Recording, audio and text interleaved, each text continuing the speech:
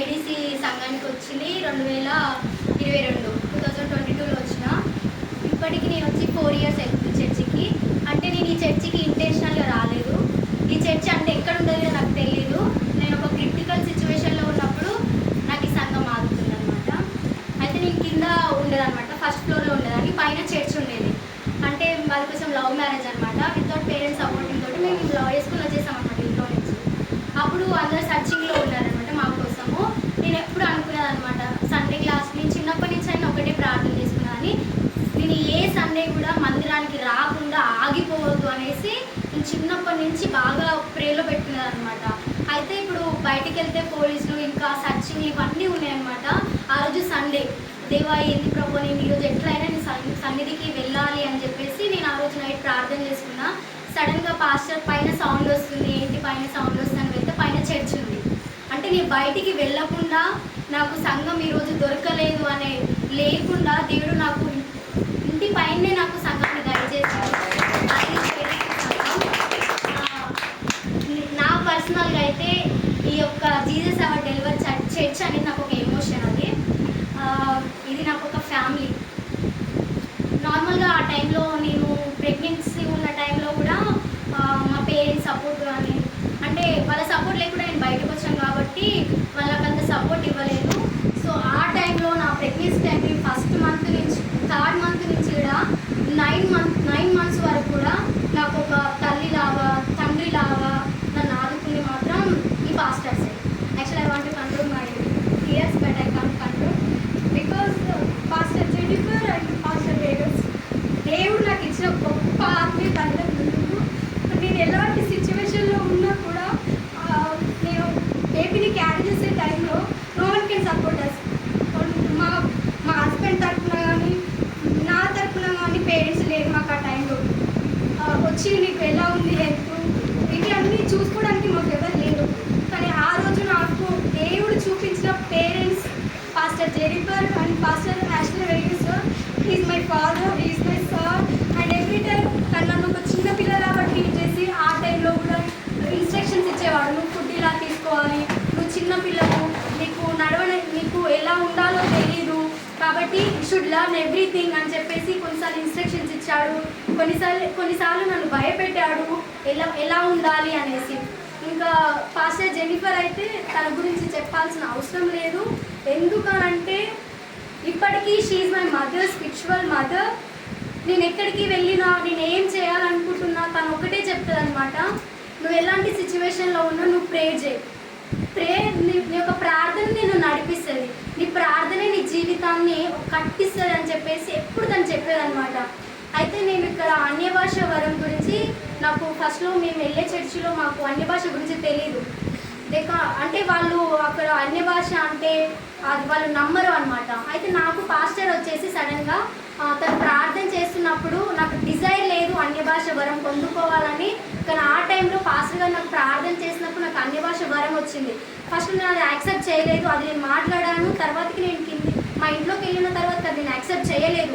ఎందుకు ఈ అన్య భాష ఎందుకు మాట్లాడాలి అంటే, మన కొరింథీయులకు రాసిన పత్రిక 13:14లో చూస్తే ఫస్ట్ కొరింథీ, సెకండ్ కొరింథీయులకు రాసినట్టు అన్య భాష వరం అంత అవసరం లేదు, కాకపోతే అది మనుషులకు అర్థం కాలేదు కాబట్టి అంత అవసరం లేదని చెప్పారు. కానీ నేను అది పట్టుకొని పాస్టర్ దగ్గరికి వెళ్ళినప్పుడు తను క్లియర్గా చెప్పింది అన్య భాష వరం ఎంత గొప్పది, మనం దేవునికి డైరెక్ట్గా ఏ విధంగా మాట్లాడాలి, అన్య భాషలో మనం ప్రార్థించినప్పుడు కదిలింపబడలేని బంధకాలు ఏ విధంగా ఉంటాయి అని చెప్పేసి తను నాకు చెప్పినప్పుడు అప్పటి నుంచి ఇప్పటి వరకు నా జీవితంలో పెద్ద పెద్ద ప్రార్థనలు మానేసి చిన్న చిన్న ప్రార్థనలోనే మనకు స్వస్థతలు, విడుదలలు, మనము ఒక అన్య భాషలో మాట్లాడినప్పుడు మన జీవితంలో ఎలాంటి అద్భుతాలు జరుగుతాయి అనేటివి నేను నా అనుభవపూర్వకంగా తెలుసుకున్నాను.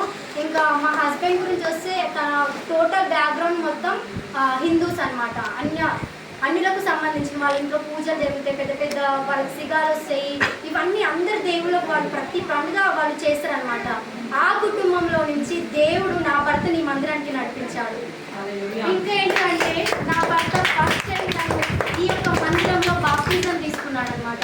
పాస్టర్స్ ఫోర్స్ చేయలేదు, నేను ఫోర్స్ చేయలేదు, కానీ తను ఒక్కటే మాట చెప్పాడు, దేవుని ప్రేమ నేను చూశాను, ఈ యొక్క మందిరంలో ఆయన అంటే ఏంటి అని నేను తెలుసుకున్నాను, ఆయన నమ్మదగిన వాడు, ఆయనకు ప్రార్థన చేసే సమస్తం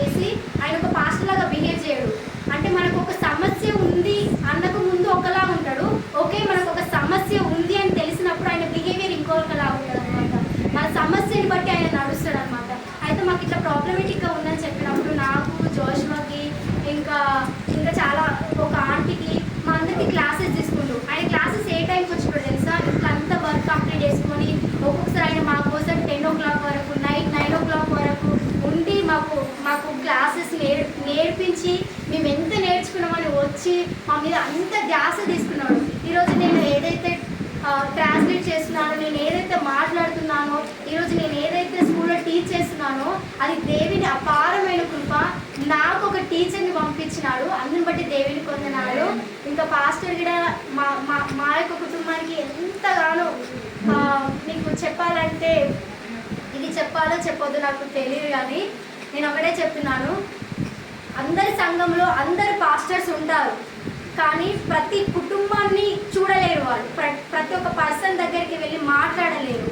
కానీ నేను నా జీవితంలో ఏదైనా గొప్ప అద్భుతం ఏమన్నా ఉంది, ఏదైనా వండర్ ఉంది అని అంటే నాకు ఈ సంఘంలో పాస్టరు నాకనే కాదు, ఇక్కడ పరిచయమైన ఎవరికైనా సరే ఇండివిజువల్ ప్రాబ్లమ్స్ని తీసుకుంటాడు ఆయన, ఫ్యామిలీ ప్రాబ్లమ్స్ని తీసుకుంటారు. ఫ్యామిలీ దగ్గరికి వెళ్ళి ఆయనకు టైం అయిపోతున్నా, ఇంట్లో నుంచి ఫోన్స్ వచ్చినా, ఆయనకు ఆ టైంకి ఫుడ్ లేకపోయినా, ఫ్యామిలీ మెంబర్స్ ఆయన టైం కోసం వెయిట్ చేస్తున్నా కానీ ఫ్యామిలీకి అక్కడ ఇంపార్టెన్స్ ఇవ్వకుండా సంఘస్థుల బాధ ఏంటి, వాళ్ళు ఎలాంటి సిచ్యువేషన్లో ఉన్నారు, వాళ్ళకి నా ప్రార్థన అవసరం ఉంది, అది ఎంత దూరమైన వెళ్తాడు, ఎంతసేపు అయినా కూర్చుంటాడు, మా యొక్క సమస్య తీరేంత వరకు అక్కడ కూర్చుంటాడు, కన్విన్స్ చేస్తాడు, మాట్లాడతాడు. తిరిగి సంఘంలో ఎలా ఉంటాయి, నీకు ఒక సమస్య ఉన్నట్టు ఇక్కడ సంఘంలో కూర్చోవద్దు, నీ సమస్యలు అన్నీ పోయినాయి దేవుని కృపను బట్టి, కాబట్టి మీరు ఈరోజు రావాలి సంఘానికి, సంతోషంగా ఉండాలి, ఆయన మీకు సంతోషాన్ని ఇచ్చాడు కానీ బాధలు ఇవ్వలేదు అని ఒక మోటివేషన్ చేశాడు అనమాట. అంటే చాలా మందికి మోటివేటెడ్ పాస్టర్స్ ఉంటారో ఉండరో నాకు తెలియదు, కానీ నేను ఎంతమందికి వెళ్ళిన చాలా చర్చెస్ ఉన్నాయి, కానీ మోటివేట్ చేస్తారు. సంఘంలో ఉన్నంత వరకు సంఘంలో కూర్చొని నీకు ఇంత ఇది అది అని మాట్లాడతారు, కానీ ఇంటికి వచ్చి పర్సనల్గా మాట్లాడి ఫ్యామిలీస్ తోటి మాట్లాడి మనల్ని సెట్ చేస్తూ ఉన్న పాస్టర్ అంటే పాస్టర్ యాష్లీ పాస్టర్. నేను ఇంకోటి మెయిన్గా నేను చెప్పాలనుకుంటున్నాను ఏంటంటే, మీరు ఎవరు కూడా ఈ మందిరానికి వచ్చినాము మాకు ఇంగ్లీష్ అర్థం అవ్వట్లేదు, అవసరం ఇంగ్లీష్ అర్థం కావట్లేదు చాలామంది రావట్లేదు. నేనైతే ఒకటి అనుకుంటున్నా, పాస్టర్కి ఇప్పుడు ట్రాన్స్లేటర్ అవసరం లేదు, ఆయనకి చాలా బాగా చెప్తున్నాడు. దయచేసి నేను ఒక మనవి కూడా చేస్తున్నాను, ప్రతి ఒక్కరు కూడా ఆయన తెలుగులోనే చెప్పాలి, అది అందరికీ అర్థం అయ్యేటట్టు చెప్పాలి. ఇంకా చాలా మంది మందిరానికి రావాలనుకుంటున్నారు, కానీ ఒక తెలుగు ఇక్కడ జరగడం లేదు అనే దాంతో నాకు చాలా మంది ఇన్ఫార్మ్ చేశారు, ఇక్కడ తెలుగు చెప్పట్లేదు, ఇంగ్లీష్ చెప్తున్నారు, నాకు అర్థం కావట్లేదు అని చాలా మంది రావట్లేదు. దేవుని కృపను బట్టి ఈ సంఘంలో చాలా అనేక మంది రావాలి, అనేక ఆత్మలు బలపడాలి, దేవుని కృపను అందరూ చూడాలి. జేడీసీ సంఘం అని అంటే ప్రతి ఒక్కరి కుటుంబంలో దేవుని విశ్వాసం ఏ విధంగా ఉందో అనేది చూడాలి. ఇంకోటి ఏంటంటే, వేరే వేరే సంఘంలో కానీ ఎక్కడైనా కానీ పాస్టర్స్ ప్రార్థన చేస్తే ఇక్కడ మిరాకిల్స్ జరుగుతాయి, అయితే నా జీవితంలో నేను చిన్నప్పటి నుంచి దేవులో ఉన్నాను. నేను ఇప్పటి వరకు చూసిన నా జీవితంలో ఒక అద్భుతం ఏంటంటే, మా హస్బెండ్ ఇంట్లో ప్రార్థన చేస్తే ఆయన అక్కడ పడిపోయి ఎమ్మటి స్వస్థత పొందాడు. అది కేవలం దేవుని యొక్క కృప. అంటే మనం ఇక్కడ ఏం నేర్చుకుంటున్నాము, ఇక్కడ మన విశ్వాసం ఎంత మెరుగుపడుతుందో మన జీవితంలో మనం పాస్టర్స్ ఉన్నా లేకపోయినా వాళ్ళ యొక్క గైడెన్స్లో మనం నడిచితే, దేవుని యొక్క మాట ప్రకారం మనం ఉంటే, మనం ఇక్కడున్నా ఎక్కడున్నా అద్భుతాలు ఖచ్చితంగా జరుగుతాయని ఈ సంఘం ద్వారా నేను నేర్చుకున్నాను. మా హస్బెండ్ అసలు ఆ రోజు ఆయనకు బాగా షోల్డర్ పెయిన్, అసలు ఆయన హ్యాండ్ కూడా లిఫ్ట్ చేయనంత పెయిన్. ఆ రోజు మార్నింగ్ 4 o'clock మేము ఇద్దరం లేసాము, కుటుంబ ప్రార్థన చేసుకున్నాము, వర్షిప్ చేసుకున్నాము. తర్వాతకి మా హస్బెండ్ ఇట్లా లిఫ్ట్ చేసి ఆయన వర్షిప్ చేయడానికి స్థితిలో ఉన్నప్పుడు గట్టిగా ప్రార్థన చేసి ఆయన ఒక్కటేసారి చేయలేబట్టినప్పుడు ఆయన ఎగిరి గంతేసి నన్ను మా కూతురు ఇద్దరిని ఎత్తుకొని పరిగెత్తుతున్నాడు ఆయన బెడ్రూమ్లోకి, ఇళ్ళ గదిలోకి. అంటే దేవుడు నా యొక్క ప్రార్థన విన్నాడు, దేవుడు నాకు స్వస్థతనిచ్చాడు. అంటే దేవుని నమ్ముకున్న బిడ్డలు ఇక్కడ మందిరంలోనే అద్భుతాలు జరిగాయి అని నిజంగా నమ్మితే, ఆయన నిజంగా ఆజ్ఞలో మనము ఉంటే ఖచ్చితంగా మనం ఎక్కడున్న అద్భుతాలు జరుగుతాయని చెప్పేసి మేము అది మాత్రం మా జీవితంలో అసలు ఎక్స్పెక్ట్ చేయలేని మిరాకిల్ అనమాట. నాకు ఈ దేవుడు ఈ సంఘాన్ని ఇచ్చినందుకు, సంఘ కాపరులను ఇచ్చినందుకు, ఈ సంఘాన్ని ఇచ్చినందుకు, ఇంత గొప్ప జేడీసీ ఫ్యామిలీని ఇచ్చినందుకు దేవునికి ఏమిచ్చి కూడా నా రుణాన్ని నేను చెల్లించుకోలేను. ఈ చిన్న సాక్ష్యం దేవుడు గొప్పగా దీవించి ఆశీర్వదించుగాక.